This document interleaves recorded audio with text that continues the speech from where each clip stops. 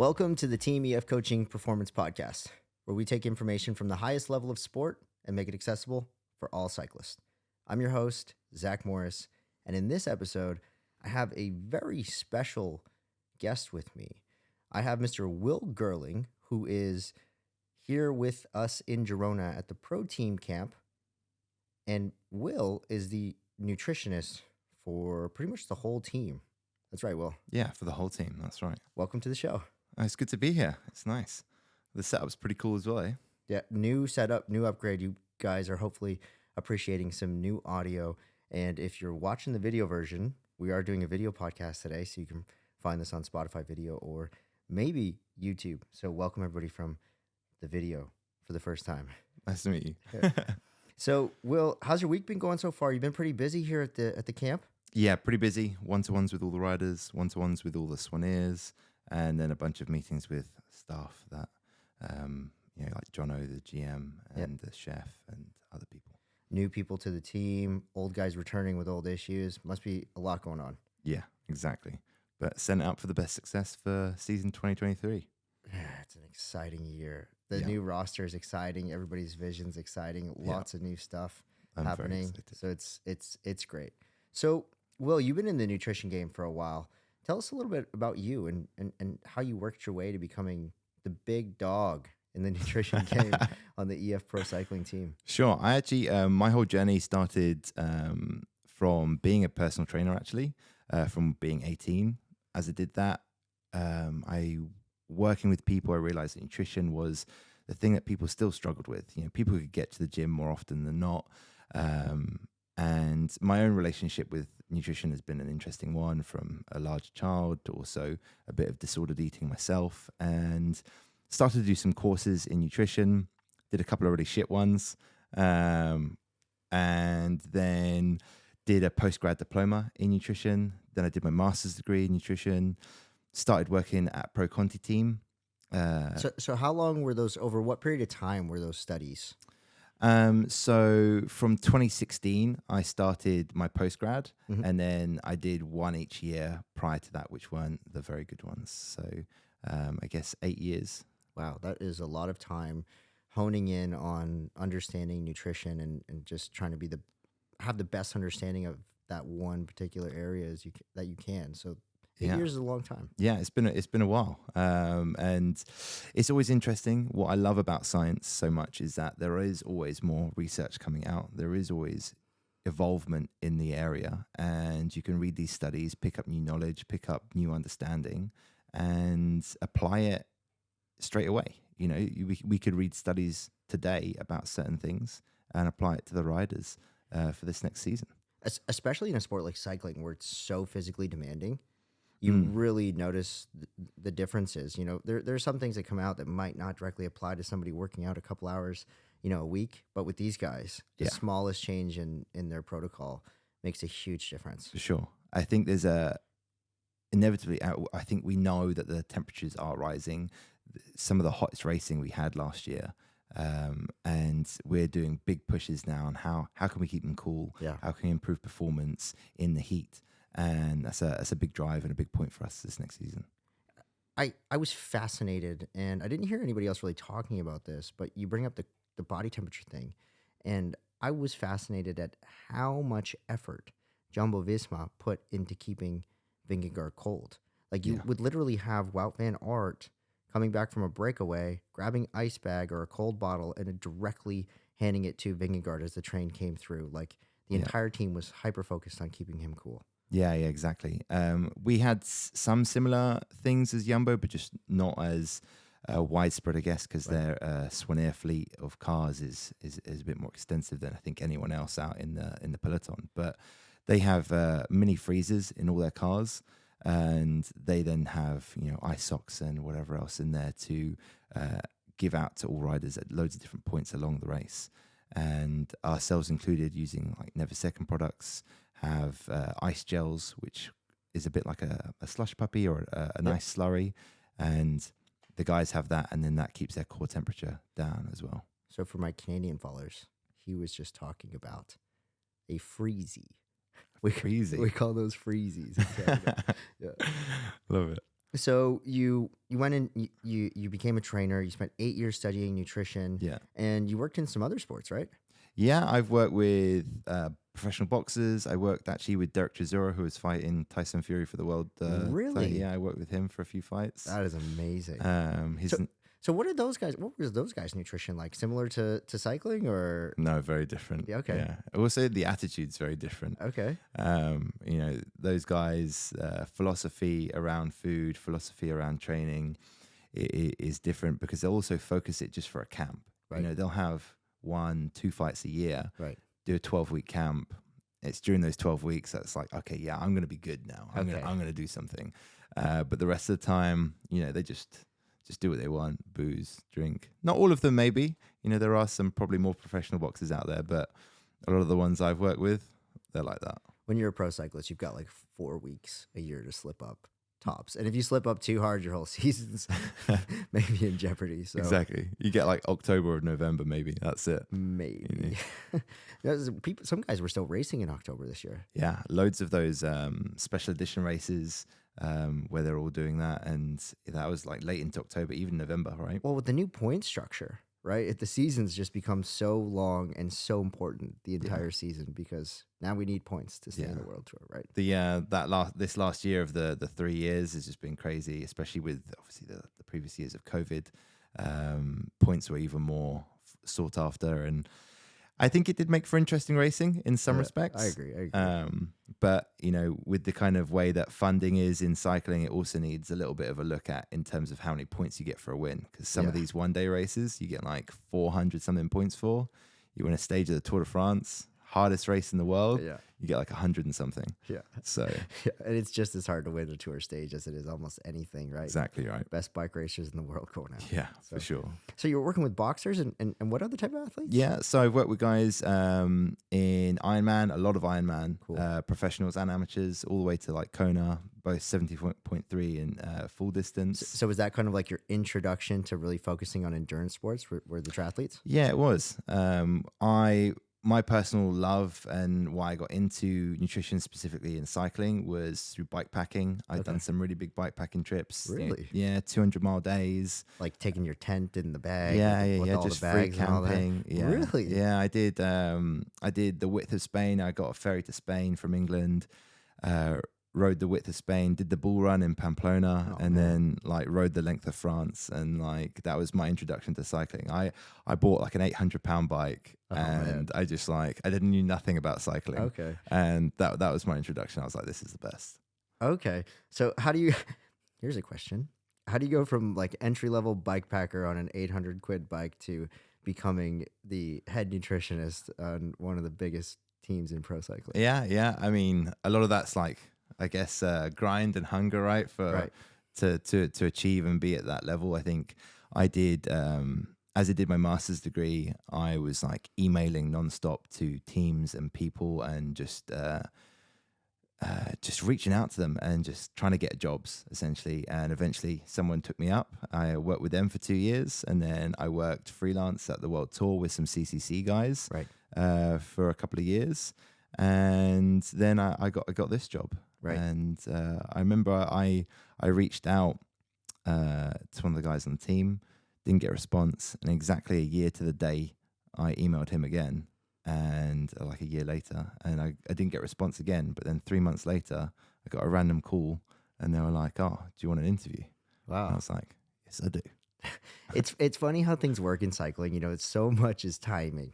Yeah. Right. And now, right? Like when things are happening on the team, it's like there's no free hands or minds. It's like everything's happening. And then when you need somebody, you're like, oh, go through the emails. You're like, okay, yeah, get in touch with this person now. For sure. Yeah. It is right place, right time for some of it. And I think for most teams, they only have one nutritionist. Yeah. For the most part. So, you think about how many teams there are. There's only going to be like 18 people something doing this job. I think Jumbo and Ineos have a couple of people. Right. But so with all the new guys coming to the team, a couple of them coming from some of the even bigger teams like Ineos, right? Yeah. And some guys returning. How have these initial consultations been for you with the guys this year? Yeah, it's been interesting. I had a few good conversations, and it's interesting to hear their experiences. Okay. how different teams and cultures work. You know, the culture of this team is such a great culture, and I think that's why we have such a great fan base as well. Mm-hmm. And it's seen really, you know, from everyone outside of the team that what kind of feeling it has.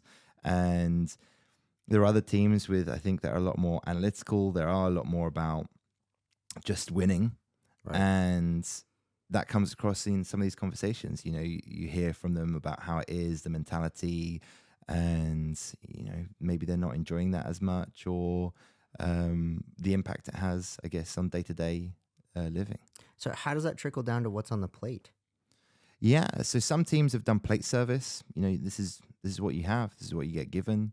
Other ones have a lot more complicated and overcomplicating all the nutrition. What the decisions made in a race. You know, I've seen a couple of plans from other teams, nutritionists, to the riders, and it's so complicated. Like, have 70 grams of carbs in this in this period of time, and then 80 here, and 100 here, and then 400 mils of water here, but 600 mils of water there. Right. You're in a race. You're in a peloton. Mm-hmm. Like you're not checking your bid on that you've had 400 mils of water.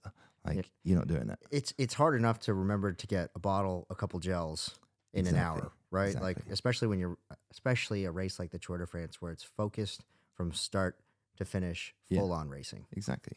You know, and you've raced yourself. Like, it's not easy to like be doing mental math in your head. Like, you know, you think about the products that a team has as a sponsor. Some products aren't all in uniform numbers. We're lucky that we have that. That is what's great about Never Second. 30, 60, 90 makes it a lot easier to keep track of the carbs you're putting down. And we do that with, you know, the rice cakes. We turn the rice cakes to be 30 grams as well. So whatever they pick up, they know it's a multiple of 30. Yeah, and not just at the pro level, like even for a lot of our older customer base, that simplicity means so much to them. Yeah. And it's really cool that you guys even, you know, carry that through to things like rice cakes and other snacks. So it's simple. If you're eating, you know, you got 30 grams of carbs. How many times did I eat last hour? Exactly. All right, I'm on the limit. 170 heart rate. Like, yeah. All right, I think I ate 3 times. Good, I'm good. Exactly, right? Yeah. I mean, obviously not naming products, but there are products where, you know, the gels are like 22 grams or 25 grams, and then the drink's 40 grams, and then this bar's like 36 grams. And you're like, well, fuck. Like, how am I going to, like, you know, remember what I've had? It's just not possible. Yeah. You could do it when you get off the bike after the race and be like, what? I think, no. But yeah, without the even numbers, it's pretty much impossible. Exactly right. Cool. So I'd say, you know, to your point there, everybody, all the new guys that have come into the team have been really happy to be here. Yeah. Like, the energy around this team is so unique. Yeah. And it's not something really that exists in other teams. The whole hierarchy thing that exists in other teams. And, no, exactly. You know, EF Pro Cycling is really obviously a lot about results, but also a lot about being, you know, good people. And, you know, we've been the underdog for so long that you kind of build that character. Yeah. Right. I think so, right. As a team. And it's like, you win together, you lose together. Yeah. I think you even notice it at Grand Tours and at places where you share with other other teams. Mm-hmm. And you're like, there's always laughter and like jokes and things happening around our team. And then like other teams, it's a bit more somber sometimes. Right. Well, we don't win. We didn't, last year wasn't our best year, but we did win some big races. Yeah, we won some good stages. We still, you know, won a stage at the Tour de France still, which is great. Yeah, that was amazing. And some decent results. So you've been the nutritionist now for 2 years here. 2 years, yeah. Right. What would you say some of the biggest obstacles are that you face when you first start working with somebody on their nutrition? I think nutrition has people have such an intimate relationship with their nutrition. It can be comfort, it can be cultural, it can be, and it's one of those things where people can access information about it really easily. It's everywhere. And they all have their own experiences with it. Whereas sometimes, and I could be wrong here if I spoke to maybe one of the coaches or something, but like with training, I think you have your coach, he tells you what to do, you go out there, you do your session. Whereas like nutrition's all the time. It's your breakfast, it's your lunch, it's every day. And I think that relationship with food can be really hard for some people to change, to alter. to also understand as another individual coming from a different culture. And especially with a team with so many cultures, some people can get a bit defensive initially or aren't that open to maybe making change with their nutrition. Well, I guess with the intervals, it's like you're not going to like all your intervals, but you're going to go out there and do them anyways. Yeah. Whereas with food, if you really don't like a food and, Exactly. and it's the one you should be eating, that's a little tougher. Yeah, exactly. And I think, and something that we're probably going to come on to in a bit is, talking about tracking your food. Not everyone wants to do that. And there are definitely guys in the team that don't want to do it. And that could be from a relationship point of view with food, of whether it's, not wanting to obsess about it and worrying about obsessing about it. But sometimes you need to do it for at least a period of time to get a true context and true idea of how much to have in relation to the training you're doing. Well, how else would you know? Actually, this was one of the, we'll just jump into the tracking now. Yeah. So how important is tracking, Will? If for somebody that's never done nutrition tracking before, they're just eating what they think they should be eating, the right amounts, they're not weighing any food. Yeah. They've really got no experience in tracking their food. How important is that, and how much of a difference does that make? Yeah, I think it's a huge importance. I think, from a private consultancy level, the amount, I'd say 99% of the people that come to me want to be empowered. They want to know and have knowledge about how they can manage their nutrition to support their lives, their training. And you think about all these other diets, whether it's keto, veganism, carnivore diet now as well, all these other things, these fad diets, and companies like Slim Fast, etc. They're all teams. Team carnivore. Yeah, exactly. Right? But like they don't actually teach you anything about the food you're having. They're just saying, eat this, don't eat that. Mm-hmm. Or use our point system or whatever. You're not actually learning about anything to do with that food. You should know, if I follow this system, I get this result. Right. Or that if I eat this and don't eat that, I'm going to be healthier. And it's just not the case. And I think it's important that if people do track their food and do, whether it's 2 weeks, whether it's 4 weeks, even that period of time, they would learn so much about their food. They would get a context about how many calories are in the foods that I like and I eat regularly, how much protein is in it, how much carbohydrate is in it, and fat. And that will give them, even then, a base level of knowledge of, these are the foods I have, this is how many calories and et cetera is in it. And then if you do a bit of research or end up hiring a nutritionist, you're going to have a better idea about what you're working towards. Well, so in our program, we have a few different levels, but at the premium level, we get everybody to start tracking their nutrition in an app called Chronometer. You were the one that actually recommend that. So what we've realized is that so many endurance athletes are under fueling.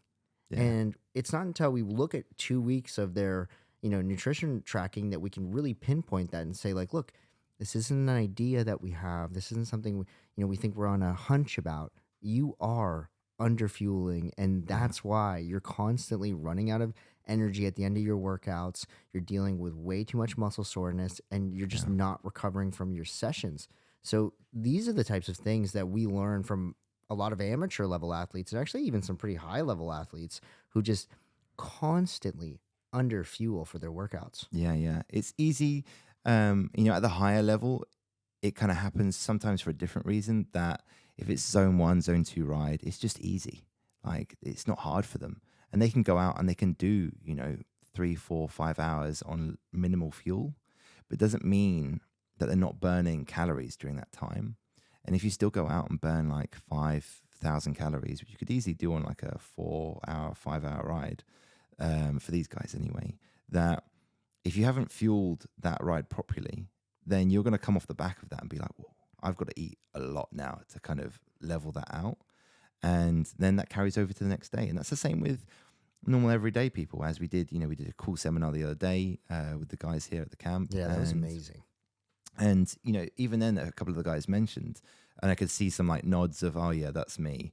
They go out on the weekend, they've got the time, they hit a big ride, don't fuel it properly, don't eat enough. Next day, they're absolutely ravenous, super hungry, recovery is impaired. And if they had to ride that day, it's probably not going to be as good. Or if they don't have to ride, they're probably going to overeat. And then that's going to cause a real, up and down in their weight, because it's very typical to see this kind of. So what? Yeah, that's my question. Is you're going to answer it. What happens if you go out, you undereat on a hard training session, and then you don't eat properly that day? The following day, you overeat. What happens? Yeah. So if you did weigh yourself every day, and I see this with people I work with privately and some riders, but like you weigh yourself every day and you get in this kind of catch-22, undereat, weight goes down massively the next day because you haven't replenished enough and it's dropped loads, but appetite massively goes up. So you overeat that day. Following day after that, weight's massively up, and you're like, well, damn, I'm up. I need to bring that weight back down. So then you undereat again, and you end up in this cycle of like your weight going up and down, up and down, up and down. Mm-hmm. And it's just spiking and dropping all over the place because you're not always fueling appropriately for the day or fueling for the work required, as I like to say. And you're kind of chasing your tail in, I need my weight to be going down. For most people want to like obviously lose weight or at least at the very minimum maintain it. It's a struggle then because they're just trying to like chase that number, I guess. So is it just the food that causes the weight change, or is there some water retention attached? How does that work? I mean, there's quite a few different factors. It can be water retention, sodium-based water retention, inflammation from the training, glycogen storage, even just high fiber intakes. If you do have a really big day, you do 4+ hours, the amount of food, if you do it appropriately, the amount of food you have is still going to be considerably more, which means it's more food in your digestive tract, which then means you probably could sit heavier the next day anyway, compared to if you just So even though you've gone 5 hours on your bike and you fueled properly, yeah, the following day there's a good chance that you're going to be heavier just from the amount of food that you ate? not always like a good chance, but like I think there's a fair chance, like because depending also where you are in your block and so on, it could have inflammation. If your sleep wasn't that great as well because you're in a big block, a big week of training, like the guys here that were doing the camp with you, that by the end of the week there's going to be some built up fatigue, and you could easily see a couple of people if everything it hasn't been their nutrition hasn't been perfect, sleep gets affected a little bit, next thing you know weigh in a bit more. Well, what's interesting is we kicked off that camp with me telling everybody, look, if you don't take your nutrition seriously from day one, you're going to have a bad camp. You're not going to enjoy yourself here. Yeah. And this is why I'm being so hard on you guys. So I had their bottles full of carbs, and I was giving them a protocol every single day. But we noticed like a couple people did skip dinner here and there because they wanted to go to bed earlier. And those are the people by the end of the week that were absolutely fading. Yeah, I can imagine. So why does that happen, Will? Why does if I skip one dinner over the course of a week, why is there no coming back from that? Yeah, I mean, if you're having inadequate calories, it's going to be from also protein, which is going to decrease your ability to recover in the muscle and reducing the amount of muscle protein synthesis you have. So you're going to see increase in DOMs probably as well with that. It's a delayed onset muscular soreness, so that fatigue they have the next day. So it's going to be more inflammation, less muscle recovery, and also they're probably going to have less carbohydrate, so lower glycogen stores, going to start the ride the next day in a more depleted state. Chances are they're going to struggle to maintain energy and exercise output in that session.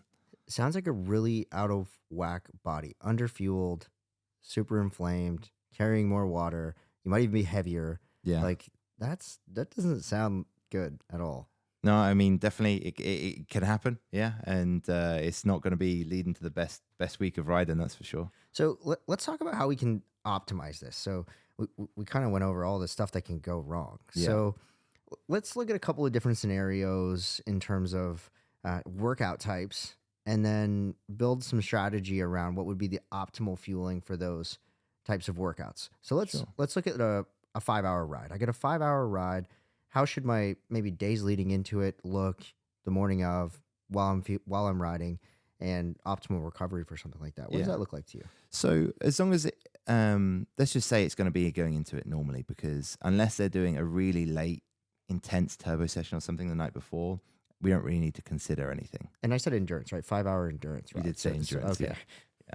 Yeah. So if they're doing 5 hours endurance, it's still a big day out. They're going to burn a lot of calories. So that first meal of the day is going to be really important, both from a case of restoring depleted liver glycogen stores, which will be lower because of just slept.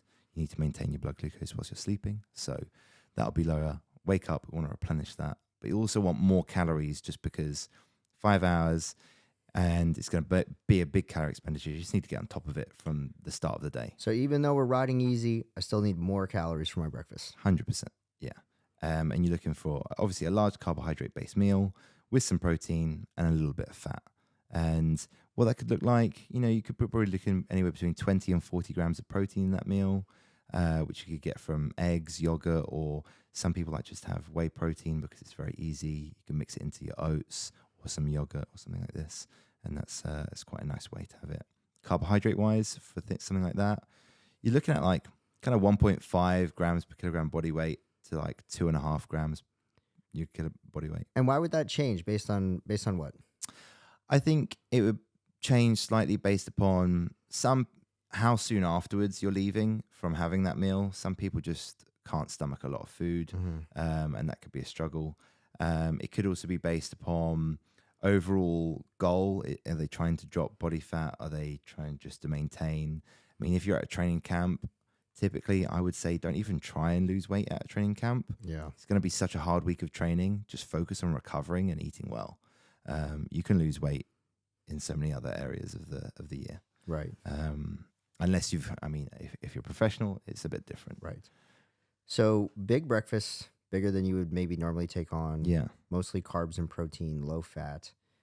Interesting. So how long before you head out the door on your ride should you eat that breakfast? Ideally, you're looking at like kind of 2 to 4 hours. Up to 4 hours, really? Yeah. If you have the time, for sure. But yeah, 2 hours, 3 hours is a nice sweet spot. And why do we do that? Why do we take so much time between the meal and the ride? It's just going to allow it to digest, actually get into the system, start to replenish those stores. In the seminar we did the other day, we also kind of spoke about rebound hypoglycemia, an event that can occur for certain people, not everyone, where you get lethargy at the beginning of a ride. It starts to then change the choices that you make. If you have time, you have 2 hours, having like a good mixture of, low to high glycemic index foods to end up being a moderate amount, which could be just oats with banana and honey. That's a good mixture of different types of glycemic index. That's going to have time to digest and, you're going to feel good off of it. But if you then start looking at getting up and going straight out, sometimes you got to do that. Maybe you got family commitments later on in the day. Then, you probably want to take just high glycemic index foods, things that are going to rapidly go into the body that can already start helping you to do that exercise. And that's going to be something like just having bread and jam, or like an easy digesting cereal. Rice Krispies is a good one because it's just rice, really. It's low in fiber. And if you head out on the bike about 15, 20 minutes after that, that's going to be raising blood sugar levels, and you're already starting activity as those blood sugar levels are rising. So you prefer the low fiber carbs for breakfast? Definitely. If you're going to be heading out pretty soon afterwards, I would go low fiber. I would go easy digesting. I wouldn't do anything complicated. I wouldn't do high fat, anything like that. So you're fueled up. You're ready to head out the door for your 5-hour ride, right?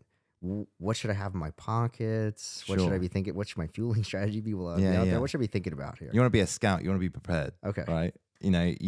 I recommend people to lay everything out on their table before they even head out. Bike packer. Yeah. But, you want to... I'm like rummaging through the cupboards, like, where are those gels? Where's the carb mix? No, exactly. Late. Oh, gosh. No, you want it all laid out on the counter. Okay, I've got this every hour. And, chances are you can't take extra bidons with you and so on. That's fine. We can do some like DIY carb drinks on the way. What are those? So you could just do like a Fanta or a Coke or something. Gatorade. Yeah, you could do a Gatorade. I like to, if you've got like a 500, 600 ml bidon and you put a can of Coke or a can of Fanta in, it's exactly 35 grams of carbs. You fill the rest up with water. It's immediately a hypertonic drink. So... is it still delicious with the water? Coke's not so much, yeah. But Fanta's all right. Yeah? Yeah. You have Fanta in the States, yeah? I think we have Fanta. It's not as big as it used to be, but I think it's still around. Well, yeah, you could do that. I don't know, some like orange flavored beverage, you know. Those cans are typically around 35 grams of carbs. Life hack. Yeah. And then if you pop into like a cafe or something, grab like a 1 gram sachet of salt. That's 400 milligrams of sodium, which is the same as you get in any electrolyte tab for the majority of commercial products. Another life hack. Yeah. So there you go. So the can of Fanta and the packet of salt. Exactly. And now you've got yourself a 30-gram carb drink with some sodium in it. So you can make that anywhere. Wow. Gas station. Like my life is forever changed. So I've got everything laid out. I'm out there. I'm into it. What's my fueling strategy for a 5-hour endurance day? Yeah. How much should I be eating while I'm riding? At minimum, you should be 60 grams an hour. At minimum? At minimum, yeah. And does that change based on how big or small the person is? No. So there's a whole great amount of research that shows that weight has no difference in oxidation rates. Okay. If anything, it actually benefits smaller guys more because they're not going to be burning as many calories, but they can take on more as much carbohydrate as a big guy. You know, so that's fascinating. Yeah. So what about all this stuff where it's like, I think a lot of even teams do this where they're like, oh, you weigh this much, so you need to eat this much per hour. While you're riding, you're less, so you don't need to eat as much. If they're doing that, they might be looking at it purely from a calorie balance point of view. Maybe that's maybe what I would possibly look at that for. And that's because obviously a smaller person's not going to burn as many calories from a resting metabolic rate and also from how many calories they burn an hour compared to a big guy. So, you know, maybe it's from that perspective. And would that matter more on like a race day versus an endurance day? Which bit? Sorry. The making sure you're topped up on the carbs. Yeah, I think so. Like for a race day here at our team, I recommend 90 grams an hour, whatever day it is. Okay. Well, we'll get into that after this. So 60 grams an hour. I'm popping into the cafe, getting my packets of salt and got my Fanta going. What, aside from the bottles, what type of foods should I be eating? Should I be eating gels? Should I be eating bars? Should I be eating packs of Haribos? Sure, it's a great one.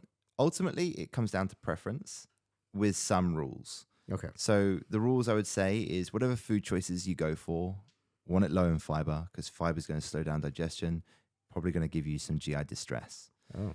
Same thing for fat. Fat slows down digestion, probably going to give you some GI distress as you go on. And other than that, though, if you're sticking to having simple carbohydrates, whether it's Haribo, whether it's over here in the UK, we have something called Saurine. I don't know if you have it in the States. I haven't seen that one. You know, something like this though, that's like quite easy digesting, low in fiber. Whether it's gels and you know, bars you can buy, then that would be most ideal. So like the chicken empanadas with hot sauce that I usually go for, not good? No, possibly not, no. Okay. I get those at the end of like for the 30-minute cruise home. Okay, yeah, fine. Yeah. Right? Yeah, that'd be fine. Cool. So that's pretty straightforward. 60 grams an hour. Yeah. While you're out there, you get home. Now what? What should I use to recover? Yeah, so if you're doing 5 hours, you know, we mentioned protein a bit previously, but you'd want some protein before you head out. Starts that kind of total protein balance for the day, which is important for recovery. And then after 5 hours, you'll definitely want some more protein again. This could come in a few different ways. It could come from your recovery shake or a protein. It could come from you having a meal that you've already made, maybe some leftovers from the day before if you want to have like a proper meal. It could come, there's a whole great amount of research in milk in specific and its effect on recovery being probably the most natural recovery drink you can have. It naturally comes with some sugar, carbohydrate, and comes with some fast and slow digesting protein. But there's a lot of people out there that maybe are like not dairy drinkers. Yeah. And I think a lot of them believe that it might like affect their respiratory system. What are your thoughts on that? For dairy? Yeah. I haven't read any research on respiratory system based effects from dairy. I know there's a whole bunch of research obviously on cancer and things like this, but the majority of research shows that it's not going to be of detriment. There's actually more research out there that shows that milk is beneficial to us than not beneficial. Interesting. So I've got my kind of heavy recovery meal, my protein shake or my glass of milk or my leftovers. What kind of ratio of carbs to fats to protein should I be looking for in that meal? Straight after the ride? Yeah.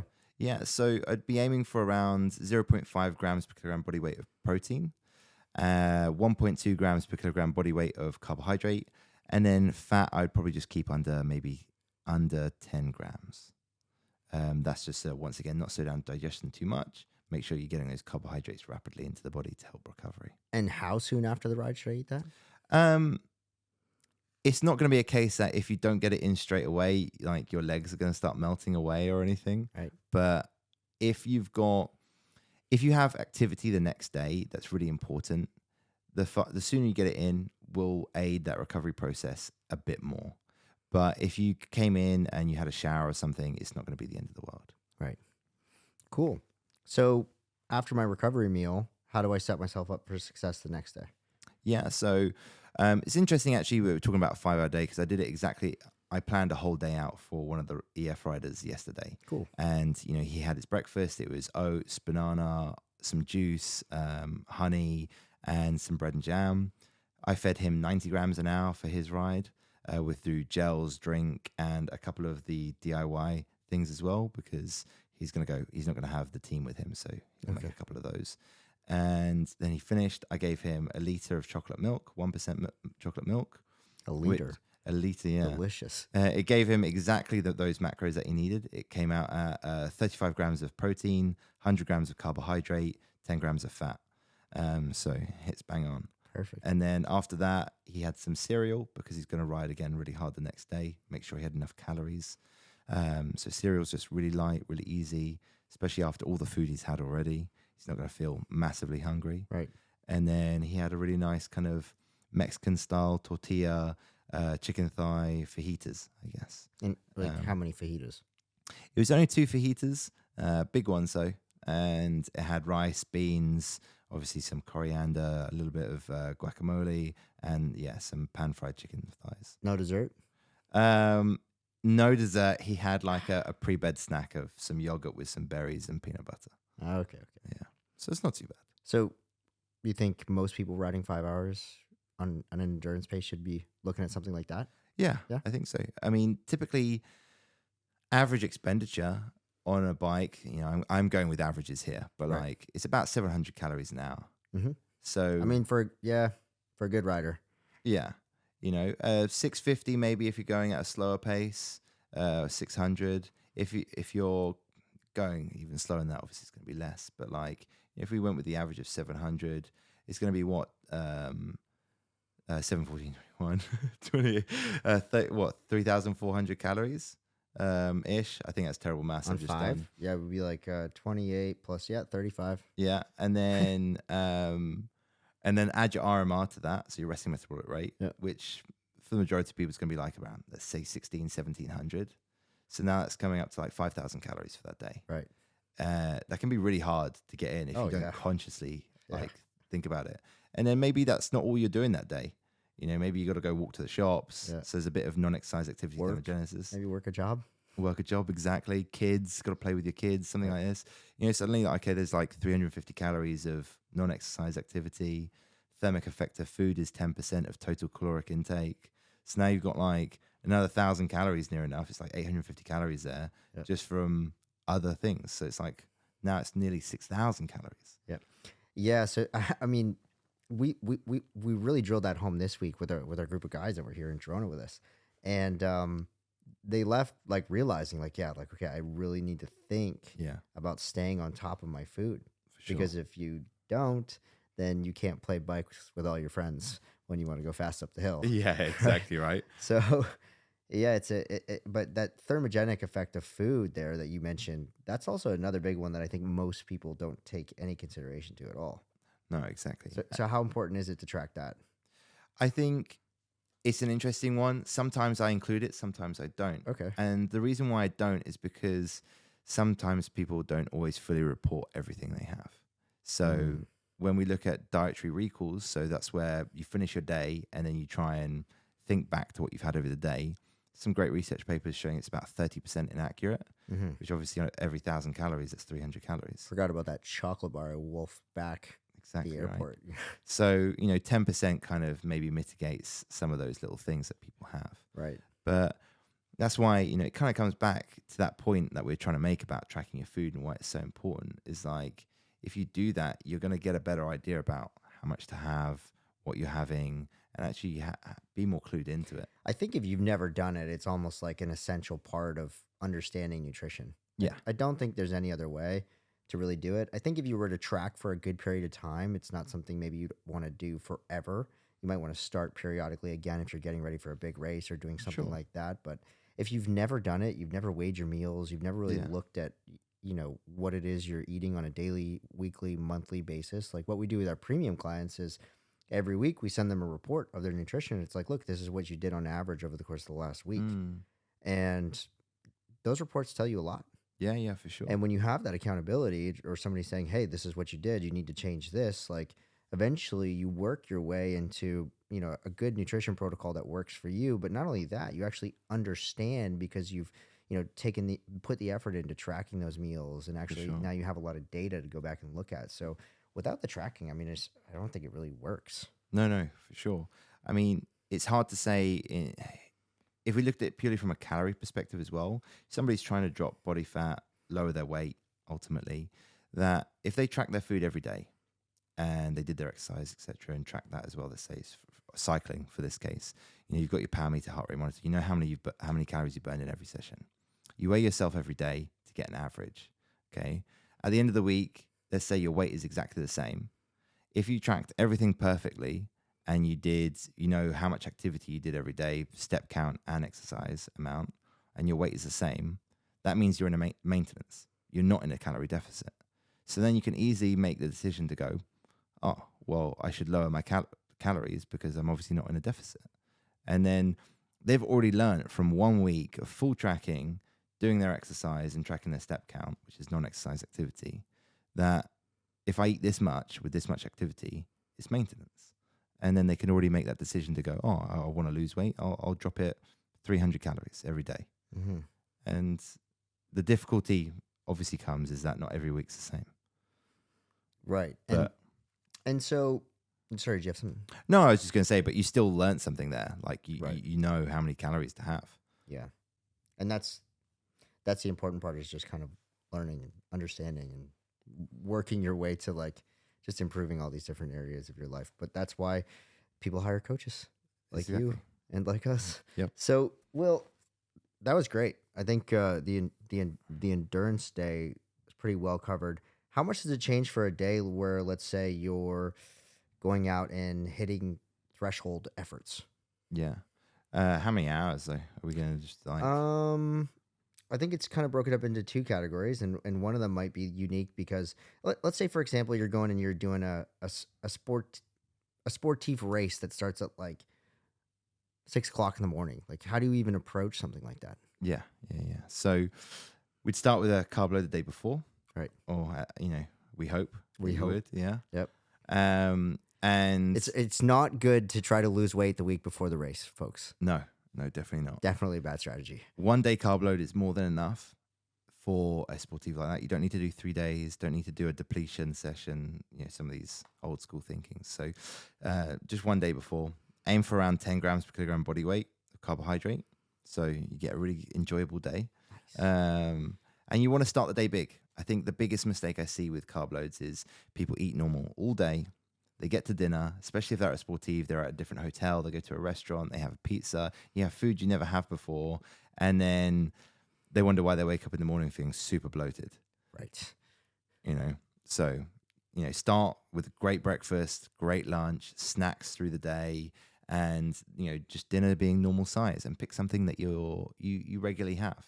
10 grams per kilo. So how many grams would you have to have? I mean, I'd have to have like 1,000.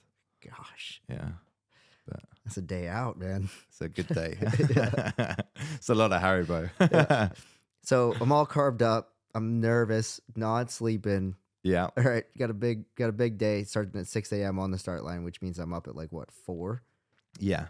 So if they've carb loaded properly, muscle glycogen is fully stocked. Don't need to have a super, super big breakfast. Right there, we're going to really focus on just getting the liver glycogen replenished and maybe like a little bit extra as a top up. Okay. So what does that breakfast look like? So I think you could do it with just toast and bread and jam and honey. Okay. something like this. That would be ideal. It's going to be low fiber. It's going to be super easy to digest. A typical large slice of, your loaf bread is going to be around 30 grams of carbohydrate. So you have 4 of those. It's 120 grams. Have a bit of jam or honey on each one of those, and you're good to go. Okay. No protein, no eggs. You don't necessarily need to for a sportive because it's a one-day event, and yeah, it could impact your recovery a bit afterwards. But if you're nervous, if you don't want to have too much, it's not going to be the end of the world. Okay. In that instance, having a whey protein shake could help you if you've taken it with you because it's simple, it's easy digesting. Yeah. Interesting. Yeah. So now let's say, how long is the average sportif? 3 hours? I don't know. I think it's about 6. 6 hours? Yeah, 6 hours. Okay. You guys are doing the crazy ones. Yeah. 6 hours sportifs. Holy cow. So how do I fuel for an all-out 6-hour effort? So if they're doing 6 hours all out, it's going to be that 90 grams an hour. It's going to be what the guys do in the pro peloton. It's going to be hitting those amounts. Okay. And that's not something you could just do on the day and think it's going to be all right, because it's not. You'll be the guy in the Portaloo, having a terrible day out, Very, very true. I could not. So we had our nutritionist Spencer do consultation calls with all of the people attending this camp, saying, "Hey, you're going to be going for big days out. You need to start gut training." Yeah. So what does the gut training process look like so that you can take on 90 grams of carbs an hour for 6 hours? Gut training, we do it with the guys here. It takes at least 4 weeks, and you can do it. I recommend around 6 weeks before an event.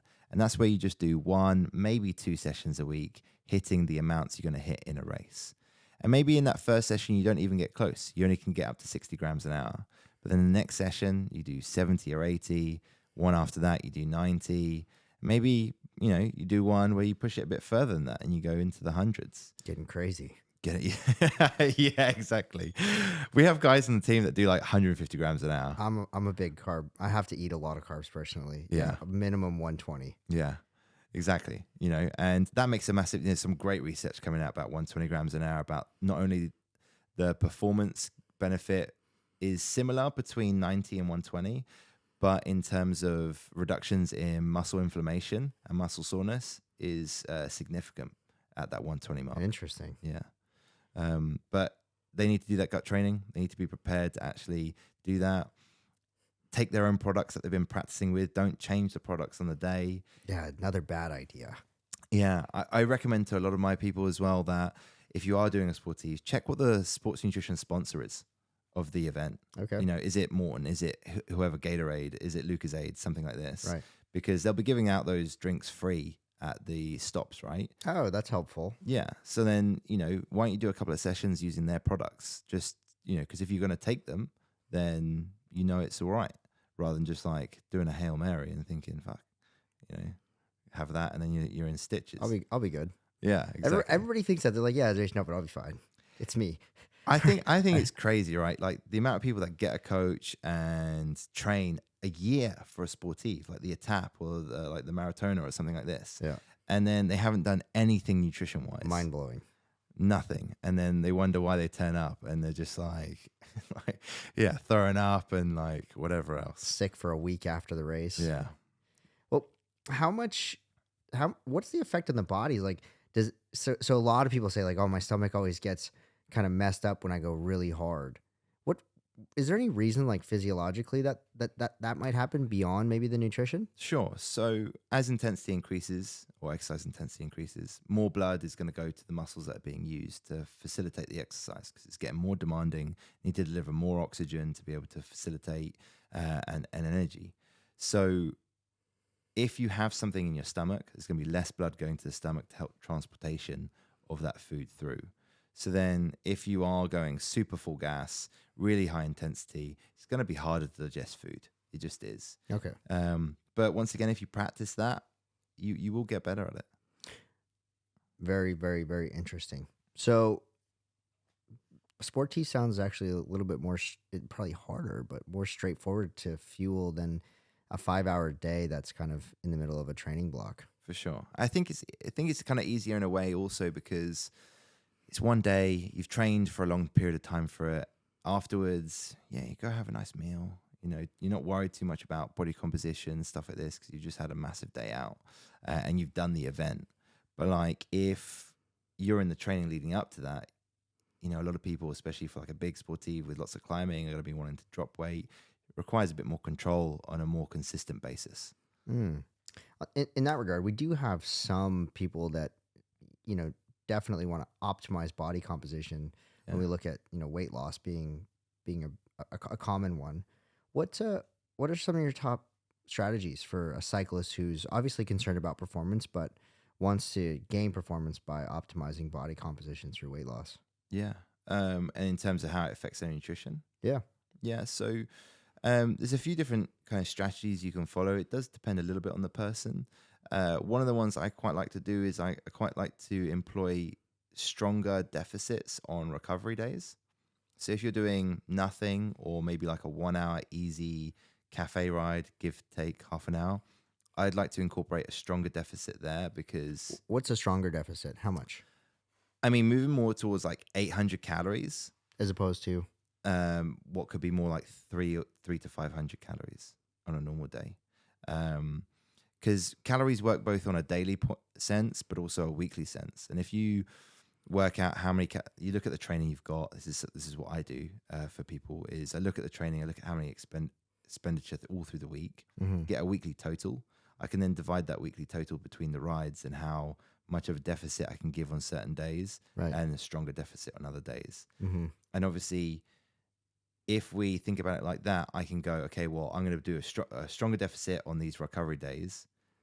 That means I've actually technically got a bit more calories on my other days now.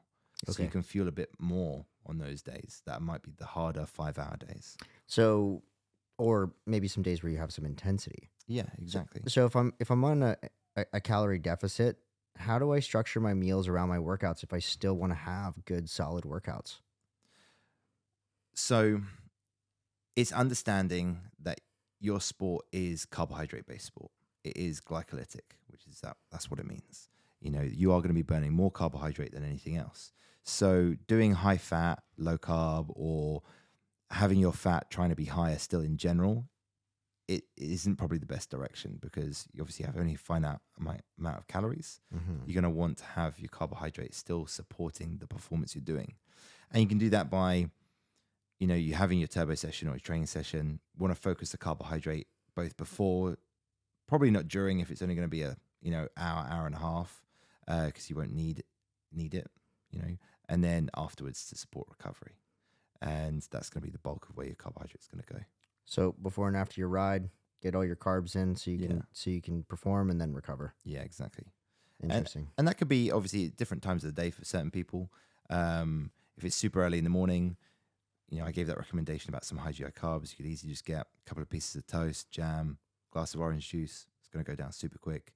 Do the session, 1 hour, hour and a half, super hard turbo, smash that out, take on your protein afterwards. Could have some carbohydrate there, but you'll have all day then to actually have some carbohydrate before your next session, unless you're doing 2 a days. What's your take on bodies becoming more efficient at taking the carbohydrates and converting it to glycogen through practice? Yeah, completely. The more we do exercise, the more accommodating and understanding the body gets. To put in simple terms, the body is about moving carbohydrate to the muscle. It understands that we're using this regularly. I need to store this in here, and it'll be more effective and efficient at it than if you're an untrained individual. And what's your position on people who don't eat enough carbohydrates to fuel their workouts becoming more of a diesel engine as opposed to an F1 car, where they can't really meet those high peaks and really flip the switch, and they can kind of just do one pace all day? How do you feel about that theory? So your ability to oxidize fat and break down fat during exercise will definitely improve the more lower carbohydrate state training you do. And that's fine. They're going to be like the people that can go out and do a big day out and not worry too much. And that's kind of what I was saying to you earlier about some of the guys in the team. If they do that, they can do 5 hours at zone 1, 2, and it's not hard for them. but total calories is still important to chase after. But if someone's, a big diesel, and I think varying and looking at the ultimate goal of what they're doing, if they're trying to train for a sportive or an event or a race, think about what you're doing in that race. Are you fueling high? Are you having loads of carbohydrate? Then you probably need to do a bit more high carbohydrate training, because a bit like builders is the analogy I like to use for this kind of like fat oxidation and carbohydrate oxidation, or the burn rates of those. The more low carb training and fat oxidation based training you do, you have builders that knock down fat walls. Really good at that. You start hiring more builders to knock down those walls. And then the less carbohydrate training you do, the more carbohydrate builders you start to lay off, start to get rid of them, right? And then if you come to doing an event and it's all carbohydrate based, you haven't got that many builders anymore to deal with carbohydrate walls. So it's important to do a mixture of the both, because those builders are enzymes. I'm talking about enzymes here. Yeah. And you got to do a mixture of both of them if that's what you're going to do ultimately. Fascinating. Absolutely fascinating. Will, our time is just about up, man. Thank you so much for taking the time out of your very busy schedule here to come and do this podcast. My pleasure. Yeah. Our listeners, I'm sure, will be very grateful for this one. And don't forget, if you're somebody out there who wants to start optimizing your training and start improving your performance on the bike, at Team EF Coaching, we would love to be a part of your journey. Head to teamefcoaching.com, and if you have any questions, go ahead and schedule a consultation. That's it for today. Will, thank you so much. Thank you very much. It's been great.